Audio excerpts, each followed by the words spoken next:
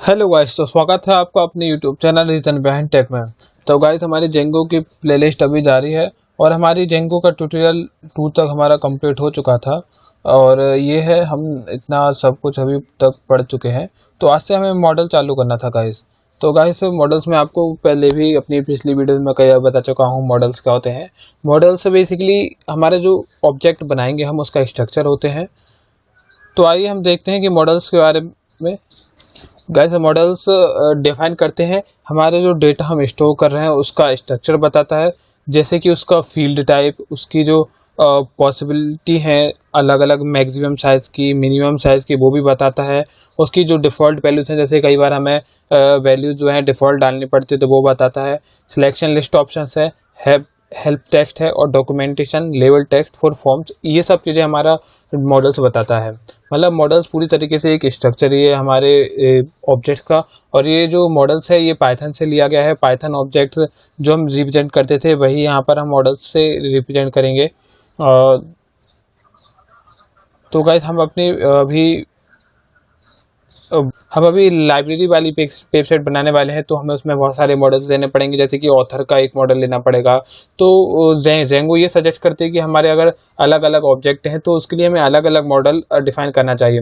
जैसे के लिए हमारे पास एक लैंग्वेज होगी तो लैंग्वेज के लिए हम अलग थोड़ा मॉडल डिफाइन करेंगे। ऑथर के लिए अलग मॉडल, बुक के लिए अलग मॉडल। तो ऐसे ऐसे हम करके कुछ अलग अलग मॉडल्स बताएंगे। तो गाइस, इसमें ऐसा भी होगा कि ऐसे कोई ऑथर है ए, उसने बुक लिखी है, जेड उसने बुक लिखी है। तो हमें इन दोनों को भी रिलेट करना पड़ेगा। तो गाइस, जेंगो ने इसके लिए बहुत ही अच्छी रिलेशनशिप भी दी है। तो वो वन वन और मैनी वन और फॉरेन की, ये सब उसकी रिलेशंस है जिनको हम अभी रिलेट करने वाले हैं कि हम इससे कैसे रिलेट करेंगे। तो आपको वैसे नाम से ही मालूम चल गया होगा रिलेशंस के बारे में। तो अभी हम देखने वाले हैं कि रिलेशंस को हम कैसे रिलेट करते हैं जेंगो के मॉडल्स में। तो गाइस, यहाँ पर हमने एक मॉडल बनाया है जो कि बुक नाम का है। तो ये देखिए बुक में क्या क्या होंगे। बुक मॉडल में मतलब बुक का स्ट्रक्चर होगा वो कैसा होगा। तो ये एक मॉडल का एग्जांपल मैंने बना लिया है यहाँ पर। तो बुक में टाइटल होगा, समरी होगी। तो ये एक फील्ड होगी। टाइटल एक छोटी सी फील्ड होगी क्योंकि टाइटल लगभग छोटे ही होते हैं, तो इसमें हम अलग तरीके का छोटे वाले फील्ड लेंगे। समरी होगी कुछ, तो समरी में थोड़ा बड़ा भी आ सकता है, पैराग्राफ आ सकता है, तो इसमें समरी में थोड़ा बड़ा लेंगे हम। और ऑथर हो सकता है बुक में, जो कि ज़रूरी है, होना भी चाहिए। लैंग्वेज होती है बुक की, एक पार्टिकुलर लैंग्वेज होती है, कभी कभी 2 लैंग्वेज में भी आती हैं। तो लैंग्वेज का हम अलग से एक मॉडल बनाएंगे, फिर उसको हम यहाँ पर रिलेट करेंगे अपनी रिलेशन से। और कैटेगरी होगी बुक की, किस कैटेगरी में है, ऐसे रिलीजन पर है, मार्केटिंग पर है, तो किस पर है। ISBN नंबर होगा उसमें। और नीचे गाइस कॉपीज़ लिखा है कि उसकी कितनी कॉपीज़ हमारी लाइब्रेरी में अभी अवेलेबल है। तो वो अभी छुप गया है। तो ये आप देख लीजिए, आपको आप समझ में आ गया होगा कि हम मॉडल्स क्या होते हैं, हमारे ऑब्जेक्ट का स्ट्रक्चर क्या होता है। तो यही हमारे मॉडल्स का स्ट्रक्चर है और जो हमारे ऑब्जेक्ट बनाएंगे तो उनका स्ट्रक्चर है। तो वही काम है जो कि पाइथन की क्लास वगैरह करती है, तो वहीं से हम मॉडल उठाया है हमने। तो आपने अगर पाइथन हिस्से से पढ़ी होगी तो आपको यहाँ पर बिल्कुल भी दिक्कत आने वाली नहीं है।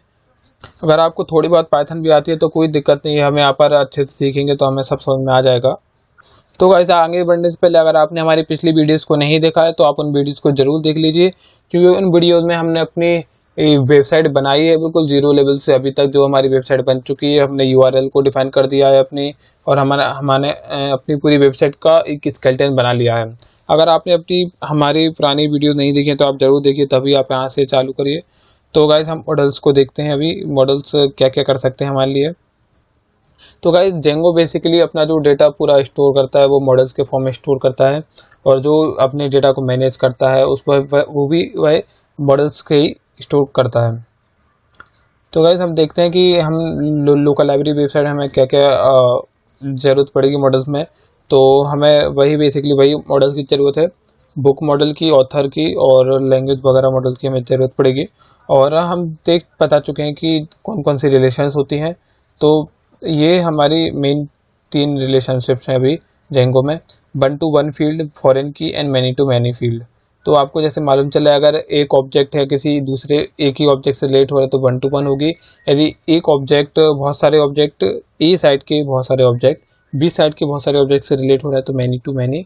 फॉरेन की अगर जैसे ये थोड़ा 1 to 1 फील्ड जैसे होता है, लेकिन इसमें 1 to many फील्ड की तरह ये काम करती है। तो यहाँ पर एक UML डायग्राम दिया गया है कि हम अच्छे से समझ सके जेंगो के मॉडल्स को। जैसे कि बुक नाम का एक हमारा मॉडल है, ये इन्होंने काफ़ी अच्छे तरीके से बताया। मैं आपको थोड़ा जूम करके बता देता हूँ। जैसे कि हमारा बुक नाम का मॉडल है, इसमें टाइटल है। टाइटल हमारा किस टाइप में होगा, जैसे कि हमने अभी देखा था कि जेंगो जो है टाइप स्पेसिफिक मॉडल बनाता है। तो टाइटल है, टाइटल हमारा एक स्ट्रिंग में होगा। ऑथर है तो वो हमारा एक अरे में हो सकता है, ऐसा कुछ होगा, लिस्ट में हो सकता है। और समरी हमारी स्ट्रिंग में होगी। इम्प्रिंट भी स्ट्रिंग में होगा। ISBN नंबर को भी हम स्ट्रिंग में ले सकते हैं, और जनरल में। और ये हमारी लैंग्वेज है। तो ये हमारी बेसिकली एक मॉडल्स होंगे।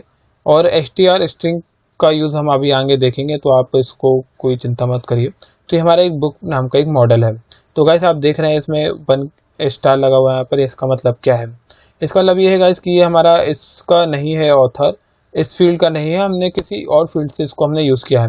तो ऐसा हो सकता है कि बहुत सारी बुक्स है जो एक ही ऑथर से लिखी गई हैं, तो इसलिए हम इसका ऐसा काम करते हैं। अगर मान लीजिए आपके पास 10 ही ऑथर हैं, 10 ऑथर के आपके पास 1000 बुक हैं, तो आप हर बुक में उस ऑथर का नाम डिफाइन करेंगे। हर बार एक नई ऑथर फील्ड जनरेट होगी। तो ये जेंगो बोलता है कि आपने जो एक काम किया है वो एक ही बार होना चाहिए। ड्राइव प्रिंसिपल का यूज़ करता है जेंगो, डोंट रिपीट योरसेल्फ।